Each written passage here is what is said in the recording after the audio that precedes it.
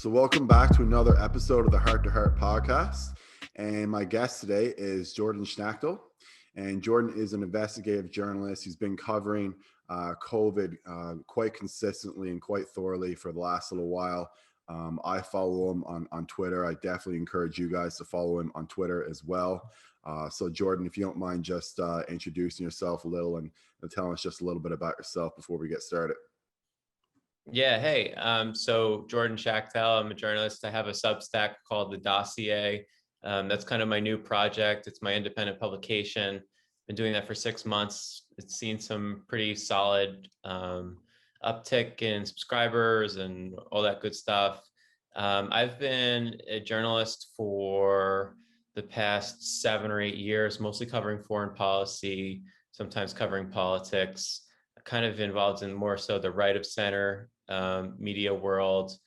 I came down to DC in 2013, 2014 to study for my master's in international affairs. And I kind of just jumped into the journalism world and have been there ever since. So yeah, I've been going at it for a while now, surprisingly, even though I'm only 31, and I have developed somewhat of a career in this space by now.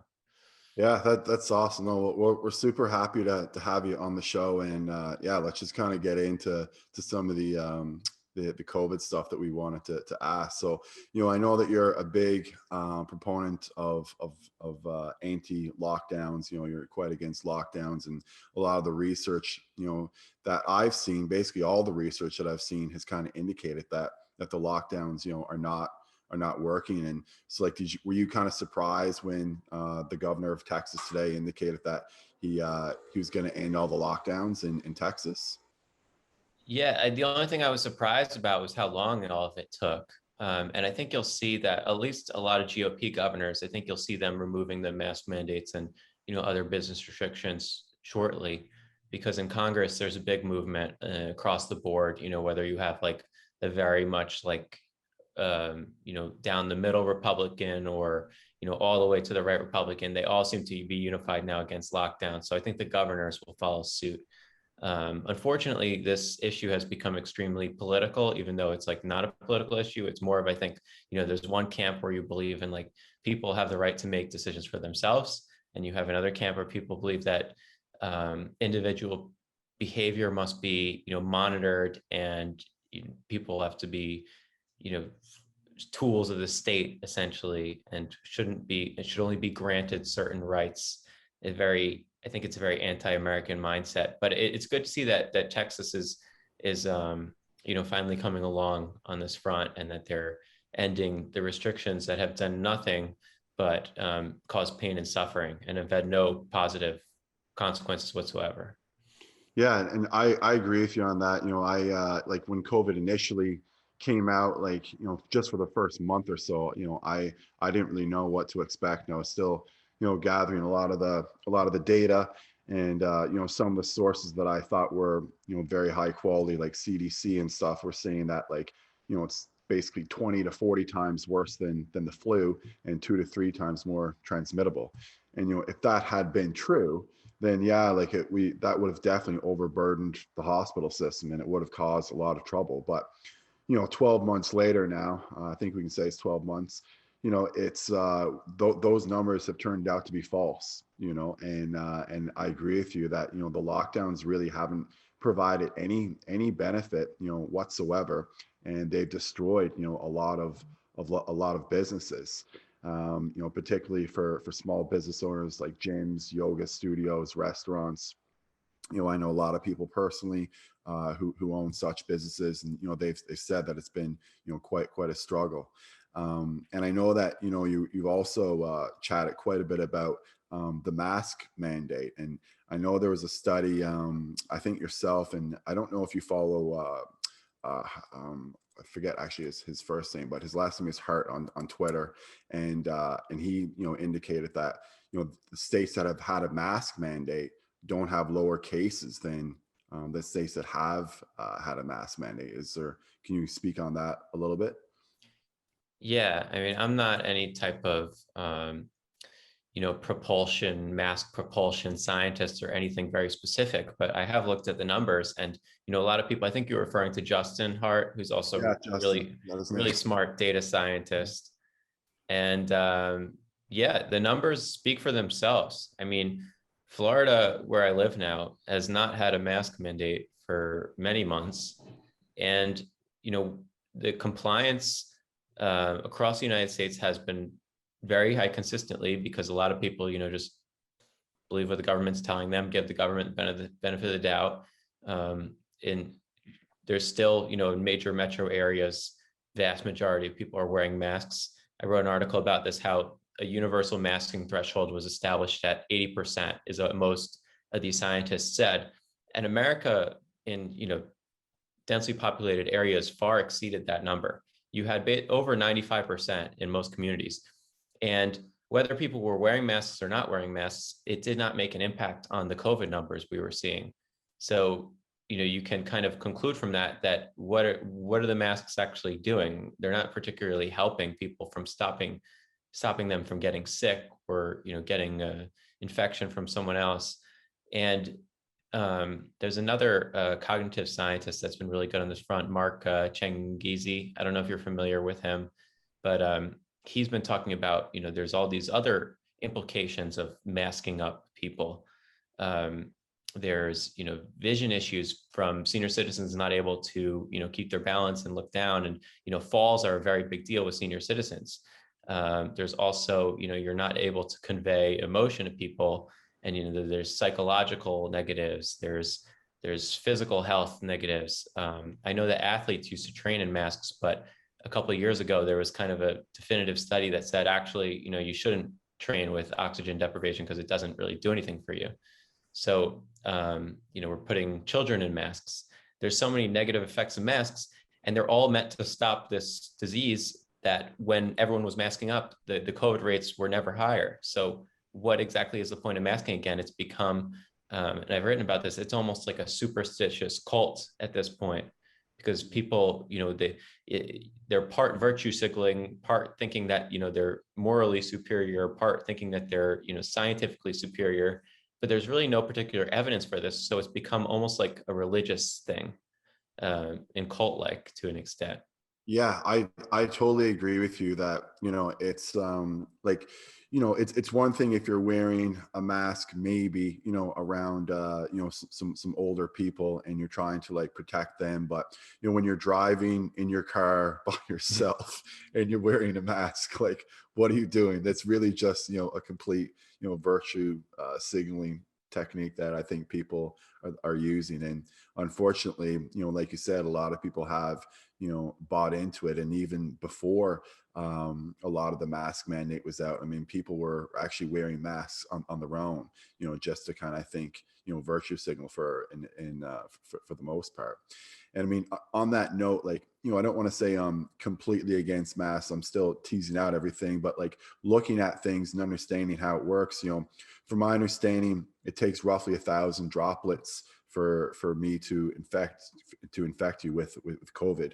And then, if I'm speaking, apparently about 20 to 25 droplets are gonna shed with each breath. So basically I'd have to be breathing over you, for like 20 full breaths for me to, really infect someone. And I just don't really know, how much we are reducing things. And it's like the studies have shown, and like you've indicated, Jordan, like a lot of the states that have had mass mandates, don't have lower number of cases or a lower number of hospitalizations versus other states. So it's kind of it's kind of strange how it's taken this long for us to tease out a lot of this data. And I hopefully with now that some of the restrictions are being lifted, we'll have more data on what's happening with the states that have lifted mask mandates. Yeah, it is interesting because the masks have been hyped as this ultimate tool, against spreading COVID. The former CDC director said it works better than a vaccine. And this is when they thought that vaccine efficacy was, 90 something percent. So they're making all these claims. And I'm only basing, my research based off of these very these insane claims that they've made about the efficacy of masks, and I'm just not seeing it. So if you're saying that masks help a little, that might very well be possible. But they were saying that masks help a lot. Masks are going to stop the pandemic. They've been quoted as saying this: masks, if we all wear masks, in a few weeks, this will all just disappear. And this is when they, start engaging in like this pseudoscience and this crazy speculation. And it's always tied to, these government public health officials. I don't think anyone who would have to like put a wager in Vegas say, oh, if we all wear 100%, COVID is going to be over. Yeah. It shows all the political influences in this conversation that are being had about masks, lockdowns, all these restrictions, and a lot of it is just social pressure. Yeah. Yeah, I think that a lot of the candidates, I mean, maybe it's starting to flip a little bit now, but they probably feel that, if they're not, pro mask wearing, then they're going to lose their popularity, so to speak. And, if they lose their popularity, they more or less lose their job. So, I think they're saying something, to really keep their job and gain political power over to actually helping others. And again, I'm not saying that masks can't help at all, but they're just one tool in the toolbox. And if they were really want to help out, the everyone, what they should be doing is really advocating a lot of vitamin D. I think there's a considerable amount of evidence for that. For decreasing hospitalizations, and also for decreasing overall deaths and mortality. And there was even one study that came out maybe 2 or 3 weeks ago that I reported on that indicate that it can actually decrease the rate of infection by about 34%. So, it seems like they're not using all the best techniques and all the best strategies to prevent COVID from spreading. Yeah, and they're so quick to push these draconian measures. I was just in a conference in Orlando this weekend, and a ton of people are coming from these lockdown states where they haven't really been doing much for the past year or so, sadly. And I have to tell you, like a lot of my friends, colleagues, acquaintances have put on significant weight. Yeah. And like I don't know if you've seen this where you live, but like the lockdowns and all these restrictions have really, like, we already have a tremendous obesity problem and just general unhealthiness problem in America. And I think it's gotten significantly worse. And I wonder if they did a study right now on the obesity problem as compared to, say, 2019, how much worse it's got. I bet people would be absolutely shocked by what's going on in this country with regard to, physical and mental health and the current state of, the average American's health. Yeah, I mean, I couldn't agree with you more. Just because I've been seeing patients during COVID. Luckily, I can still work and see patients virtually. But I would say it's hard to put a number up, but maybe 85% or so have had worse mental health. They're saying that they need more medicine, different medicines, whatever it is, just to kind of cope. And then also too, yeah, you're right with regards to the weight gain. And I've had, friends that I've seen and they're like, yeah, I've put on like 15 pounds since I've seen you Yeah. last. And, like America, Canada also has, a pretty big obesity problem, really big, diabetes problem. I think, metabolic disorder is like rampant both and all over North America, really. And then, you add this like almost like forced like sedentary lifestyle because of the lockdowns, then it really takes the sales out of people's win type of thing, and it takes away their momentum, because a lot of people too are used to going to a gym. And once that kind of gets broken up out of their routine, they find it very difficult to build a routine on their own. And they also find, and even if the gym did reopen, you know it's going to take some time for people to kind of get used to like going again. So I think that there are a lot of problems that are not being discussed as much in the media as they should be, because just because of fear. And we really should be talking more about things like weight gain, more about depression and mental health, because and suicide rates and overdoses, I've seen those go up as well. We have, a problem with fentanyl in Canada, just like, the United States does. And, I Mhm. saw, I think it was in the city of Vancouver, or maybe it was all of British Columbia, that it was the worst year for opioid overdoses that they've ever had. And I'm sure that's probably similar in the States as well.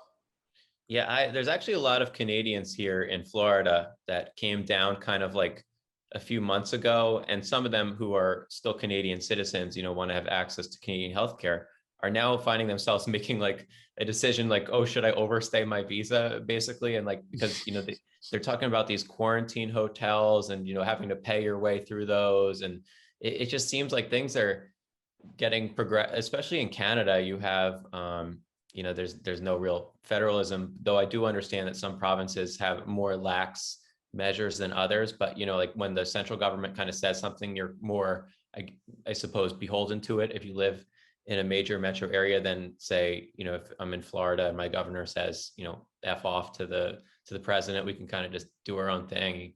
I guess you Yeah. don't really have that same system.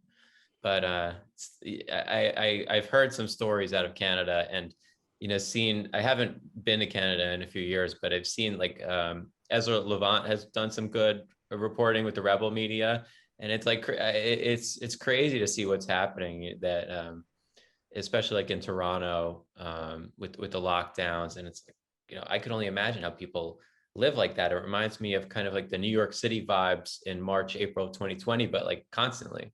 Yeah, I mean, during parts of my life anyway, like I'm in London, Ontario, which is about 2 hours from Toronto, so it's not that Mhm. big a city, maybe about 500,000 people or so. But I thought of myself of moving to Toronto before, but at this point, I wouldn't want to be there because they've been locked down since like early December, I believe, and there's no real that much in terms of the future of it really ending in many ways. So, living in sort of like a more of like a suburb type of community where I'm not in like a small apartment is much better. But yeah, I mean, the people living in like, 400, 500 square foot apartments, I mean, I heard that, those places are being vacated, very, very frequently, just because of the impact that it's had. And I'm sure it's very similar to a lot of the big cities in the United States. I believe that New York has had a lot of vacancies as well. Yeah, everyone's leaving, California, New York, especially, and heading to Texas and Florida. It is really unbelievable the amount of people that are just relocating, and I think they're doing so permanently at this point, because as I've been kind of advocating over the past few months, like I don't think that there's going to be a way out, especially in America. You have like this huge political divide over COVID, and once you're so committed to such a system of draconian restrictions, it's hard to just say like, okay, we declared victory. I think maybe the vaccine will help navigate a way out, politically speaking, and I hope that they use that opportunity. But I really just don't know if they're going to do that, because you have people going on CNN now talking about, oh, we should just social distance and wear masks every flu season. And these are doctors saying this, Yeah. shockingly.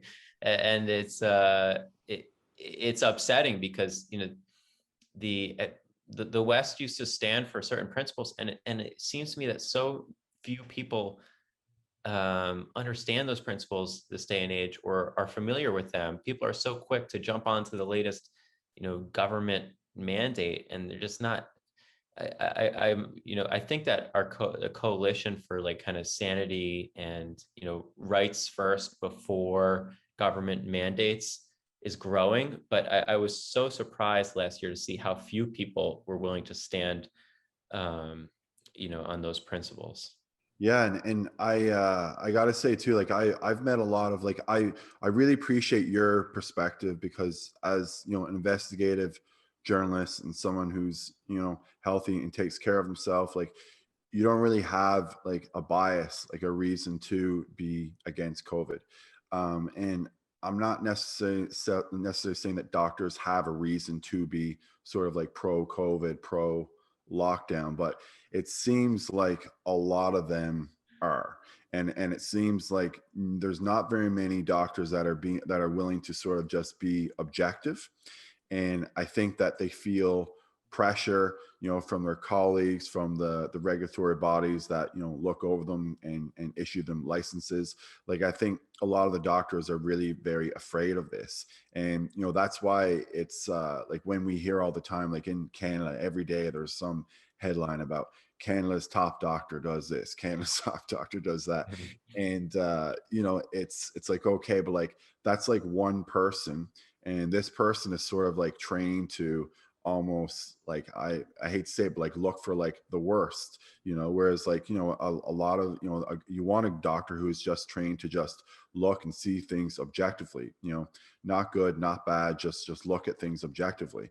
And I think that we're kind of, lacking that these days from a lot of the doctors out there. And like, unfortunately, I mean, I know of at least, like, I won't mention any names, but like I know like there's some doctors that I like, really respected in the past. And I do respect them on certain subjects still. But for the way that they've handled COVID, I think it's been horrible, you know. And hopefully, we'll have more physicians in the future that can just be a little bit more objective about all this, because that's who people are looking at, who's the experts on this subject. It's like it's physicians. But do they have some type of biases coming into this when they're giving and sharing their opinion with others? And I think that they do.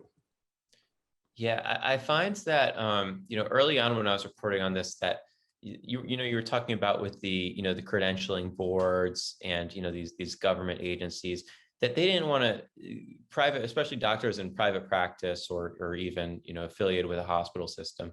They did not want to get out in front of what the CDC was saying, what these governors were saying, and say like, hold on a second, maybe we shouldn't do this.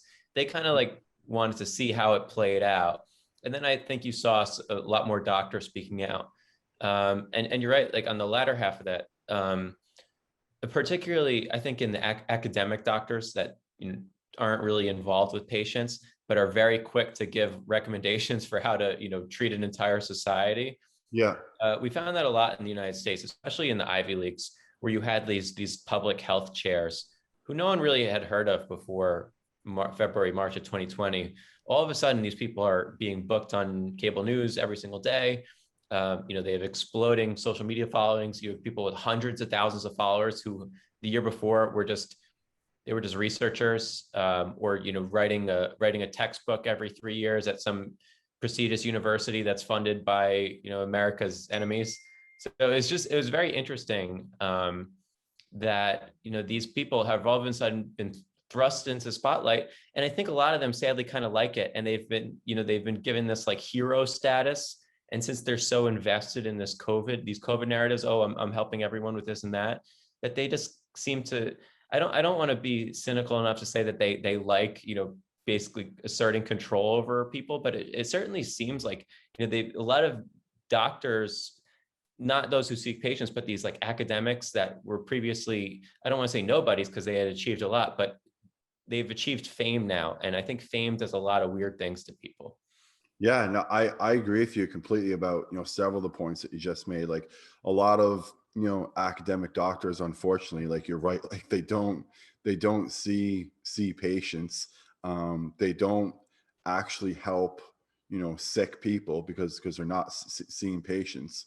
And some of them don't even, take care of themselves. And to me, that's something that, I think if you're a healthcare practitioner, part of your job is to take care of yourself.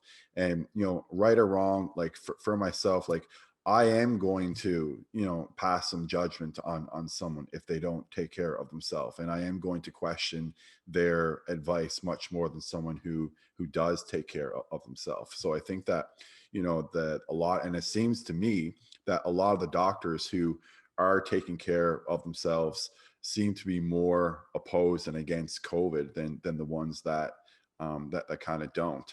And I agree with you again that there's a lot of doctors who they go to medical school and they kind of have a big, large expectations as to what their life is going to be.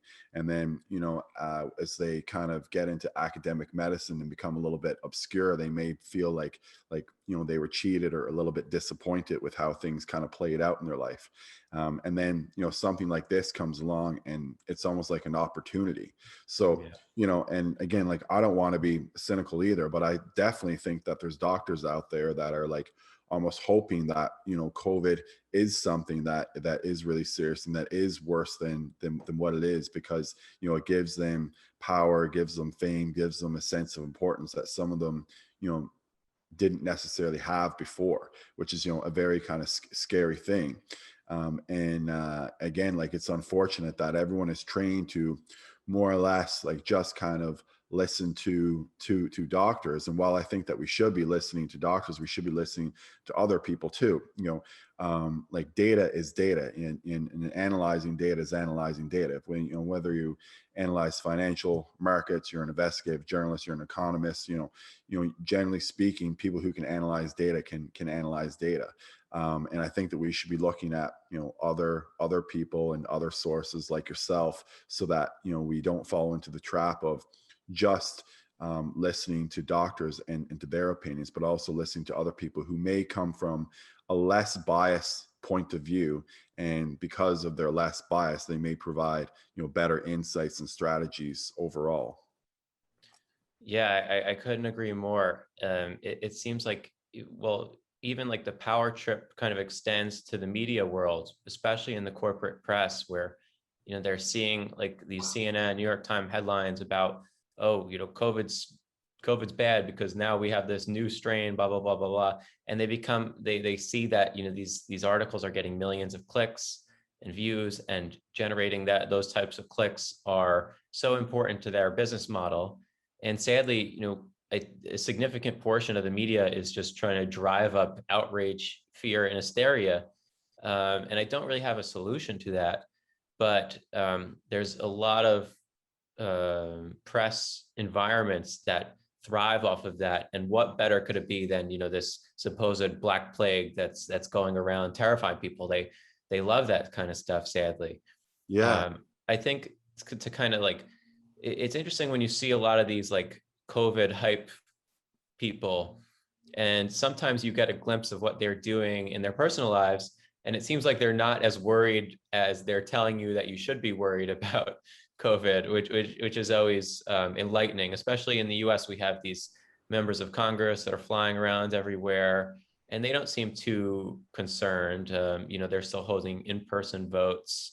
You have members of the news media saying how dangerous and scary COVID is, but they have their limos that pick them up every single day to go to work. And, they're in a TV studio with all these other people without wearing a mask. Why isn't Jake Tapper wearing, if he loves masks so much, why doesn't he wear a mask while he's doing his broadcast, right? So it's just like, there's all this hypocrisy going on. It really makes you wonder if these people are really practicing what they preach. And it seems like a lot of them are not. Yeah, I think that, a lot of them are not practicing what they preach. And just like, many doctors do, preach about exercise and nutrition, and then, you find out that they're not really following that very, very much. And I think the same thing can be said about COVID, and how we've responded to that. And I mean, it's hard to have a discussion about COVID without talking about Dr. Fauci and all the mistakes that that he's made. Like, I really actually can't get over it. Like, I don't know if he's gotten like anything right at all so far. Like, it seems like everything he said has almost turned out to be dead wrong. And one of the things that he said, I mean, I posted about it recently, was, he said that he agreed with the CDC and how they said that we should be opening schools. But I mean, that is, quite a mea culpa to make. I mean, you're talking about closing down school years, all over the world, for the better part of a year. And I mean, that's, really affecting, it's really affecting children, and not just their education, but their overall development. Obviously, it's affecting, parents and relationships at home. It's very, I'm lucky enough to be, single with no kids, but like, I imagine it's very difficult to be, living with, with your wife and 2 kids or 3 kids, however many you have at home, it's got to be very difficult. And without, and that's quite a mistake that he made. And I just feel that in the future there's probably going to be more things that he'll say that like we made a mistake with the schools. We probably made a mistake with this as well, and we probably shouldn't have been doing this or been doing that. But hopefully, in the future we'll have less of these mistakes from these politicians and doctors come out. If you look at Fauci's history, it's incredible how this man has been able to monopolize control over US government health. He has been a bureaucrat for over 50 years, and he's been leading this, the National Institute for Allergy and Infectious Diseases since 1984. He's been in charge under like half a dozen presidents. And this is the man who, I think he established his reputation through the media, because the media kept echoing and repeating this claim that he was, the world's foremost infectious diseases expert. But why does he have the right to claim that mantle? Because he's been a bureaucrat for half a century? I don't think that's correct. I think, if you are you going to say that someone in like one of like the guys who's been, like, let's say if someone had been running NASA for 50 years, do they know more about space? Are they more of an expert about about space than Elon Musk? It just seems kind of silly to say something like that. So that's how they kind of seeded the narrative about Fauci being this god, is that, he's the number one expert. He knows everything. But it turns out he really doesn't know much at all, because as you said, everything he's been saying and predicting has not come out to be true whatsoever. And he's been making these toxic recommendations. He was like the number one advisor to the Mayor de Blasio in New York City when he shut down the entire New York City public school system. And he's also the one that was telling Andrew Cuomo, who's now looking like he might be resigning any day, who is the governor of New York, to do the lockdowns and send people home from the nursing homes. And it's just it's crazy what's going on with Fauci. It's one thing after another with the masks. He infamously said at the beginning of the pandemic that masks don't work and masks are stupid and they're a control mechanism, which is kind of like what I tend to believe, and people have the right to have their opinions about masks, just fine. But then, a couple months later, Fauci said, of course you should wear masks, whatever mask, doesn't matter. And last month he said, no, we need to wear 2 masks now because 1 mask isn't sufficient. So like what, and this is like, the mask is just one of his positions that he's been hypocritical about, but he's like this on every single subject matter. And meanwhile, people worship this man as if like he is the representation of global science. It's so preposterous. He's never proven himself in a non-government environment, so he's never like proven the abilities to succeed among peers in an environment that doesn't automatically promote you. Fauci is very good at retaining power. I think that's what he's good at. Fauci is I think that he's best understood as a politician, someone who's been a bureaucrat for that long, who has been in charge of one of the most prominent health agencies in the United States for that long, knows power very well. He knows how to sway people. He's very well politically connected. I think it was always a major mistake for people to anoint him, this man of expertise in science and delivering. Interestingly, he delivered all these recommendations that had nothing to do with his supposed expertise. He's supposed to be an infectious diseases guy, and he's saying, we should shut down restaurants, but not shut down these other businesses. CVS can be open, but not your mom and pop restaurant. So none of it really made any sense. And this guy, I really despise him because he's done so much damage. He's really, I don't see him as anything other than a human rights criminal at this point. Like, I think he's legitimately a criminal, and I think a just society would prosecute him and throw him in jail for a very long time for all the horrible things he's done to our country. But not only the country, it's been a global phenomenon, the Fauci thing. So it's been such a disaster, and I hope that, you know, someday people, he's 80 years old, but I hope he ends up in jail someday. That's all I'm saying. Yeah, I couldn't agree with you more. I think he's you know, he's done a horrible job overall, and like his track record, you know, proves that you just have to go back and look at what he said and what has been true, and you'll see that, you know, more or less everything he said has not been founded on facts and has ended up being false. And he's flip-flopped back and forth on so many subjects, like including, you know, the mask one. Like I remember even in one interview, I think it was on CNN, I forget who did the interview, but they asked him about the mask, and he laughed, and he was like, no, like that's a joke. And you know, the reporter even asked again, like, are you sure, like everyone in America is going to kind of see this type of thing? And he said, yeah, like masks are a joke. And then, you know, of course, comes out later saying that we should be wearing masks. And now, you know, with like the double mask thing, it's just ridiculous. And then going back again to, you know, sort of like political agenda and doctors and stuff like that. Like, you know, there's this sort of another like virtue signaling thing, not just amongst, you know, doctors, but other people as well, that like, if you hate Trump, like you're a good person kind of thing.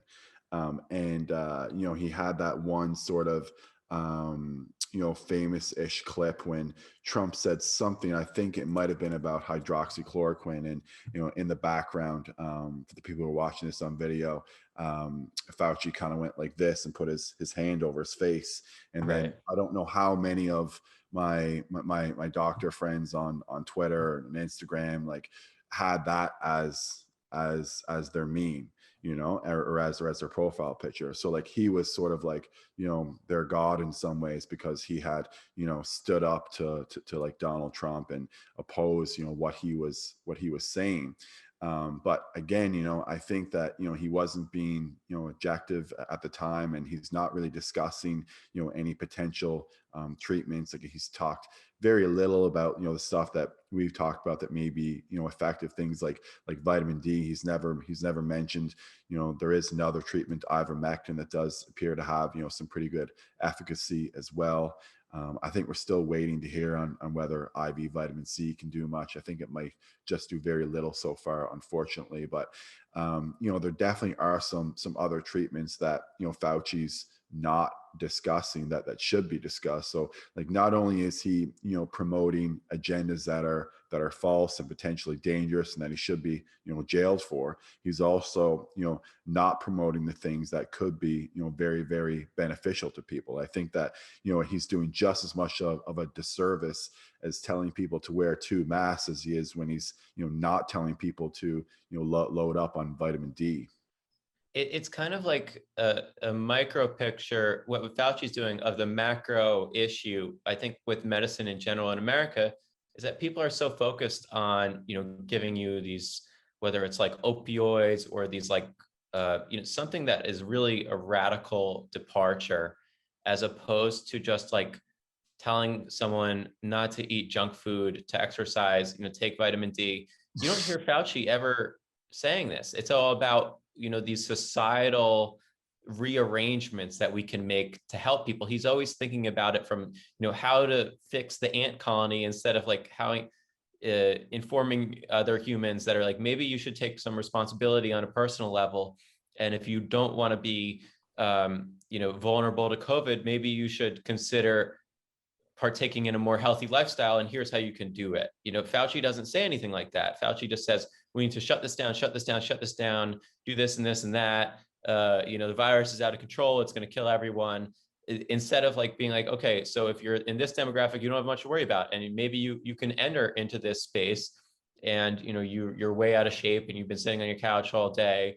Like I'd rather see a government health official who claims to be concerned about, you know, the health of his fellow Americans and human beings, to give them more, you know, positive encouragement, as opposed to what their solutions tend to be, you know, from the CDC, from the FDA. It's all just, you know, take this medication, inject this in yourself. Like nothing is all. It seems to never be about, you know, taking personal responsibility for your health.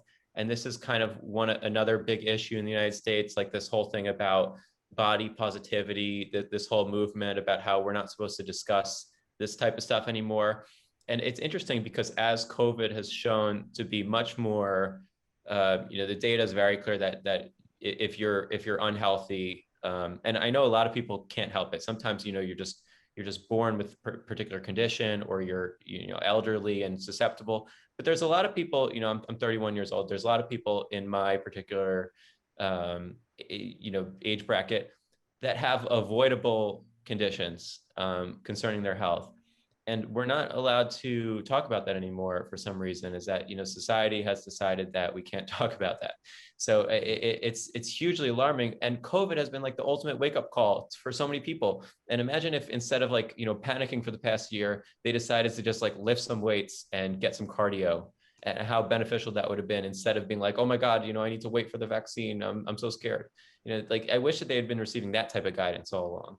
Yeah, I mean, I think you're absolutely right. Like it's actually an opportunity for many people, because a lot of people, their excuse, not that it's a good excuse, is that they don't have time to exercise. Well, now if you can't do many of the things that you used to be able to do, if you're not working, or you can't perform a lot of the hobbies that you used to perform, or used to enjoy doing, because of COVID and because of the restrictions, then you should be able to look at taking care of yourself. And it should be a wake-up call for everybody that like the government can't take care of your health, and your health is actually your responsibility, and it's a personal responsibility.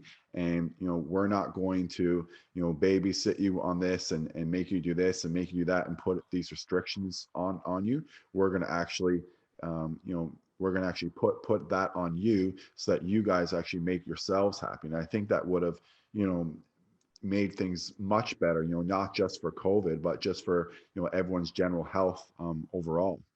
And I know we only have about 10 minutes or so left, so I just wanted to ask a couple more questions, Jordan. But do you have any insight? And what's your opinion on where do you think that this virus came from? Do you think that it's something that was that just happened, and we don't really know? Do you think that was created in a lab artificially, and then released by accident? Do you think that it was created in a lab and then sent out on purpose? Do you actually think it came from someone eating bats? What's your general consensus on that? So it's definitely a complicated question. Not a complicated question. It's a complicated scenario to unfold, because there's been so much propaganda coming out of everywhere surrounding this issue. When we look at the facts of the matter, I don't have the scientific expertise to make a determination, on whether COVID is, some kind of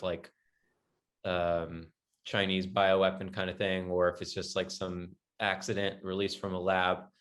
What I can tell you is that China has leveraged COVID-19 into a significant propaganda campaign. And I think that people should look back at the videos that originated out of Wuhan, China in January of 2020, with all of these people who looked, young and otherwise healthy, dropping in the streets out of nowhere, supposedly, dying after being infected immediately. China wanted to present the image of this horrific contagion, and that they had particular solutions. So I think that one of the main focuses for people, especially governments, should be on this information operation that China went with in the beginning, seemingly knowing, because they had opened up a couple of months later, and China's been open for about a year now, which is very interesting, that a lot of people don't seem to realize, that they had this awful thing go on in the city of Wuhan, China. People were famously barricaded inside. And then China kind of just dusted their hands of the COVID situation and said, oh, by the way, we beat COVID. There's no more cases. Everything's open. Congratulations, everyone. And that hasn't been the West's experience with COVID. So it kind of makes you wonder, what exactly went on there. So just as important as it is to discover the origins of the virus, I think we also need to, parallel to that, we need to discover the origins of the propaganda campaign that started somewhere in China. Very, very interesting. Yeah. And on that note too, like just so people know, and you're educating me a little bit on this as well. Like I've heard, and I haven't looked into as much about the situation in Wuhan, but like I've heard people say, and that China's now open and Wuhan's pretty open. Why hasn't this happened to us? Like, have they? So are they officially wide open right now? Like Wuhan? Yeah, so China has been open for quite some time. You can tell this by if you look at like major, like the supply chains of like major companies that do business with China, like everyone's still working there. And that's been the case since early April of 2020. Most of their major cities were never locked down or anything like that. So, they presented this model to the world of, this is how you got to do it. You got to institute these lockdowns. But they didn't really practice what they preached. They just claimed that we trapped this seemingly incredibly contagious virus in Wuhan with our protocols, and like, oh, by the way, COVID's gone. And like, I think any infectious disease expert, when they thought about it for a second, would think like, oh, that's kind of ridiculous. Like, you stopped a virus entirely when no other country in the world has been able to stop a virus. I just found that very interesting. So I think um, that people sometimes focus almost entirely on like, oh yeah, we're gonna, it's China's fault that this virus was unleashed on the world. But I think even more damaging was this kind of like propaganda campaign that confused people a lot about COVID, that convinced people to lock down because they thought that COVID was going to have this 5% death rate and all this craziness, and it was going to overwhelm these hospitals. All of that started with all the weird stuff that happened in Wuhan, and I want to figure out, and I hope that the U.S. government figures out what exactly happened there. Very, very interesting. Yeah, and really good insights on that too. And I'm still, teasing that apart and trying to figure out what happened. And I know that like Brett Weinstein had a pretty good segment on Joe Rogan one time, and he believes that it did come from a lab in Wuhan, but he thinks it didn't come from it on purpose. Like it was released by accident. So I guess with time we'll kind of find out. But like it's like at the beginning it was all about someone ate a bat, Mm. and then the last few months, like I haven't really heard that that discussed, and I don't really know like what is really in some ways like the general consensus of what people are saying, or what is considered to be not correct, but even like politically correct at this point. Like what is the general consensus? Like, Yeah, I read the other day in this like supposedly leaked intelligence report that they think that possibly it was some intern that was working at the virology lab who got sick and kind of like went home, didn't tell anyone, and then like the virus started that way. But you never really know, because China controls the flow of information so well that we might not ever find out until China's something happens with China, but who knows really? But the narrative they were trying to sell was that someone ate a bat and then it went wild from the wet markets, which are still open right now. So yeah, that's yeah, I guess we're just gonna have to wait and see with like more time. But I think there's a lot of different opinions on that. And then also too, now I know we gotta gonna finish up here shortly, but with the vaccine rolling out, I mean it's been of a bit of a disaster in Canada so far, but they do seem to be getting some supplies now. But can you comment on any places or regions in the United States, and if the vaccine has made a dramatic decrease or an improvement in the situation? yeah, it's hard to tell. I haven't really.